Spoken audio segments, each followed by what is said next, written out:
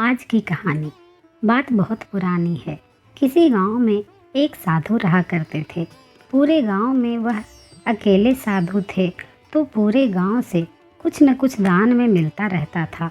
दान के लालच में वो गांव में किसी दूसरे साधु को रहने नहीं देते थे, और अगर कोई आ जाता था तो उन्हें किसी भी प्रकार से गांव से भगा देते थे।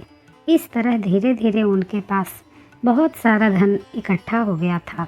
एक ठग जिसकी नज़र साधु बाबा के धन पर थी, वह किसी भी प्रकार से उस धन को हड़पना चाहता था।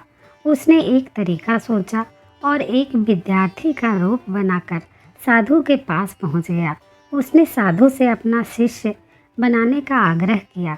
पहले तो साधु ने मना किया, लेकिन फिर थोड़ी देर बाद मान गए और ठग को अपना शिष्य बना लिया। ठग साधु के साथ ही मंदिर में रहने लगा और साधु की सेवा के साथ साथ मंदिर की देखभाल भी करने लगा। ठग की सेवा से साधु खुश हो गए, लेकिन फिर भी वह ठग पर पूरी तरह से विश्वास नहीं कर पाए। एक दिन साधु को किसी दूसरे गांव से निमंत्रण आया और वह शिष्य के साथ जाने के लिए तैयार हो गए। साधु ने अपने धन को भी अपनी पोटली में बांध लिया। रास्ते में उन्हें एक नदी मिली। साधु ने सोचा कि क्यों न गांव में प्रवेश करने से पहले नदी में स्नान कर लिया जाए। साधु ने अपने धन को एक कंबल में छुपा कर रख दिया और ठग से उसकी देखभाल करने को बोलकर नदी की ओर चले गए। ठग की खुशी का ठिकाना नहीं रहा, क्योंकि वो इसी पल के इंतज़ार में था और वो मिल गया। जैसे ही साधु ने नदी में डुबकी लगाई, ठग सारा सामान लेकर भाग खड़ा हुआ।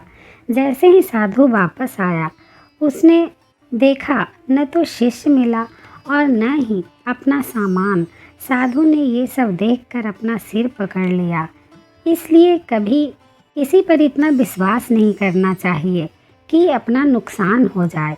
और शिष्य हो या आम इंसान, किसी को भी देख परख कर ही अपना दोस्त या शिष्य बनाना चाहिए, क्योंकि अक्सर धोखा अपने ही देते हैं या अपने बन कर देते हैं।